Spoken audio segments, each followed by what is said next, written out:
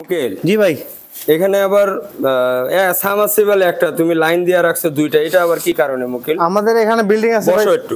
দুইটা বিল্ডিং আছে। হ্যাঁ হ্যাঁ হ্যাঁ, এটা একটা 10 তলা, এটা একটা 10 তলা। আচ্ছা আচ্ছা আচ্ছা, তো আমার যদি এই বিল্ডিং এর পানি প্রয়োজন হয়, হ্যাঁ। ওই জন্য আমার একটা চাবি আছে, এটা ছাড়ে দিতে হবে, এদিকে পানি চলে যাবে, আবার ওইদিকে আবার এই বিল্ডিং এ যাবে। হ্যাঁ এদিকে। আচ্ছা, আর যখন এই বিল্ডিং এ পানি প্রয়োজন হবে, এখানে আমি আপাতত চাবিগুলো লাগাই নাই। হ্যাঁ হ্যাঁ, তাই আপাতত প্লাগ দিয়ে রাখবা। বন প্লাগ দিয়ে রাখবো এটা। হ্যাঁ, তখন ভাই এটা বন্ধ করে দিতে হবে আর এটা ছাড়ে দিতে হবে, তাহলে ওই বিল্ডিং এ চলে যাবে। আচ্ছা আচ্ছা। আর এই মিটার, এই লাইন তো মিটারের পিছনেও নিতে পারতা, না ভাই। মিটারের আগে দিলা কি কারণে?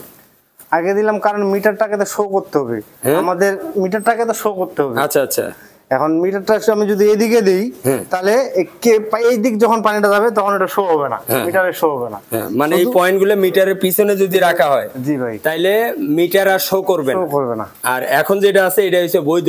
বৈধ, হ্যাঁ। হ্যাঁ, মানে এখন মিটার শো করে যেই পানি নেক, ওই বাড়িওয়ালা নেক আর এই বাড়িওয়ালা নেক, হ্যাঁ, মিটার রুলস অনুযায়ী যাইতেছে। জি। আর যদি পিছনে দেওয়া হইতো তাহলে ওইটা অবৈধ হয়ে যেত, অবৈধ হয়ে যায়, তাই না? জি। আচ্ছা, এই মিটারের কাজ হইছে এটাই। হ্যাঁ, জি ভাই, এখন তাহলে এটা বোঝা গেছে তো? হ্যাঁ, বুঝতে পারছি। তাহলে এটা কি লাইন করা ঠিক আছে? ঠিক আছে, হ্যাঁ, ঠিক আছে। আচ্ছা ঠিক আছে, ধন্যবাদ।